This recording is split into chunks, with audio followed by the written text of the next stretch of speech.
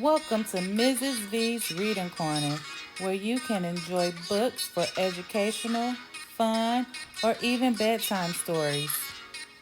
Please take the time to like this video, comment below with how you enjoyed it, book suggestions, and more. And don't forget to subscribe to my channel to get all the new books that I post first. Two Bad Ants by Chris Van Allsburg. The news traveled swiftly through the tunnels of the ant world. A scout had traveled with a remarkable discovery, a beautiful sparkling crystal. When the scout presented the crystal to the ant queen, she took a small bite, then quickly ate the entire thing. She deemed it the most delicious food she had ever tasted. Nothing could make her happier than to have more, much more. The ants understood. They were eager to gather more crystals because the queen was the mother of all of them. Her happiness made the whole ant nest a happy place. It was late in the day when they departed. Long shadows stretched over the entrance to the ant kingdom. One by one, the insects climbed out, following the scout, who had made it clear there were many crystals where the first had been found, but the journey was long and dangerous. They marched into the woods that surrounded their underground home. Dusk turned to twilight, twilight to night. The path they followed twisted and turned, every bend leading them deeper into the dark forest. More than once, the line of ants stopped and anxiously listened for the sounds of hungry spiders, but all they heard was the call of crickets echoing through the woods like distant thunder. Dew formed on the leaves above. Without warning, huge cold drops fell on the marching ants. A firefly passed overhead that, for an instant, it lit up the woods with a blinding flash of blue-green light. At the edge of the forest stood a mountain. The ants looked up and could not see its peak. It seemed to reach right to the heavens, but they did not stop. Up the side they climbed, higher and higher. The wind whistled through the cracks of the mountain's face. The ants could feel its force bending their delicate antennae. Their legs grew weak as they struggled upward. At last, they reached a ledge and crawled through a narrow tunnel. When the ants came out of the tunnel, they found themselves in a strange world. Smells they had known all their lives, smells of dirt and grass and rotting plants, had vanished. There were no more wind, and most puzzling of all, it seemed that the sky was gone. They crossed smooth, shiny surfaces, then followed the scout up a glassy, curved wall. They had reached their goal. From the top of the wall, they looked below to a sea of crystals. One by one, the ants climbed down into the sparkling treasure. Quickly, they each chose a crystal, then turned to start the journey home. There was something about this unnatural place that made the ants nervous. In fact, they left in such a hurry that none of them noticed the two small ants who stayed behind. "Why go back?" one asked the other. "This place may not feel like home, but look at all these crystals." "You're right," said the other. "We can stay here and eat this tasty treasure every day, forever." So the two ants ate crystal after crystal until they were too full to move and fell asleep. Daylight came. The sleeping ants were unaware of changes taking place in their newfound home. A giant silver scoop hovered over them, then plunged deep into the crystals.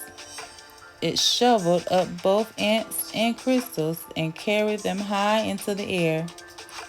The ants were wide awake when the scoop turned, dropping them from a frightening height. They tumbled through space in a shower of crystals and fell into a boiling brown lake. Then the giant scoop stirred violently back and forth. Crushing waves fell over the ants. They paddled hard to keep their tiny heads above water, but the scoop kept spinning the hot brown liquid. Around and around it went, creating a whirlpool that sucked the ants deeper and deeper. They both held their breaths and finally bobbled to the surface, gasping for air and spitting mouthfuls of the terrible, bitter water. Then the lake tilted and began to empty into a cave. The ants could hear the rushing water and felt themselves pulled toward the pitch black hole. Suddenly, the cave disappeared and the lake became calm. The ants swam to the shore and found that the lake had steep sides. They hurried down the walls that held back the lake. The frightened insects looked for a place to hide, worried that the giant scoop might shovel them up again. Close by, they found a huge round disc with holes that could neatly hide them. But as soon as they had climbed inside, their hiding place was lifted, tilted, and lowered into a dark space. When the ants climbed out of the holes, they were surrounded by a strange red glow. It seemed to them that every second the temperature was rising. It soon became so unbearably hot that they thought they would soon be cooked. But suddenly, the disc they were standing on rocketed upward, and the two hot ants were flying through the air.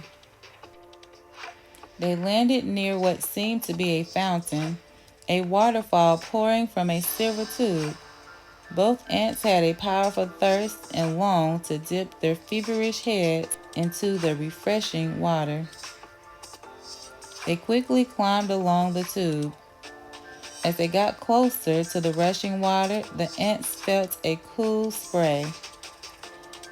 They tightly gripped the shining surface of the fountain and slowly leaned their heads into the falling stream. But the force of the water was much too strong. The tiny insects were pulled off the fountain and plunged down into a wet, dark chamber. They landed on half-eaten fruit and other soggy things. Suddenly, the air was filled with loud, frightening sounds. The chamber began to spin. The ants were caught in a whirling storm of shredding food and stinging rain.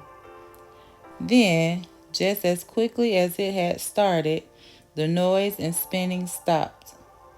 Bruised and dizzy, the ants climbed out of the chamber.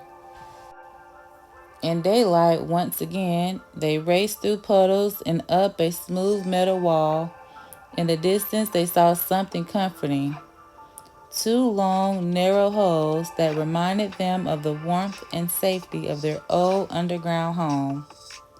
They climbed up into the dark opening, but there was no safety inside these holes. A strange force passed through the wet ants. They were stunned senseless and blown out of the holes like bullets from a gun. When they landed, the tiny insects were too exhausted to go on. They crawled into a dark corner and fell fast asleep. Night had returned when the battered ants awoke to a familiar sound. the footsteps of their fellow insects returning for more crystals. The two ants slipped quietly to the end of the line. They climbed the glassy wall and once again stood amid the treasure. But this time they each chose a single crystal and followed their friends home. Standing at the edge of their ant hole, the two ants listened to the joyful sounds that came from below.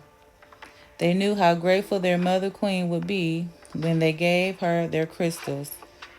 At that moment, the two ants felt happier than they'd ever felt before. This was their home. This was their family. This was where they were meant to be. The end.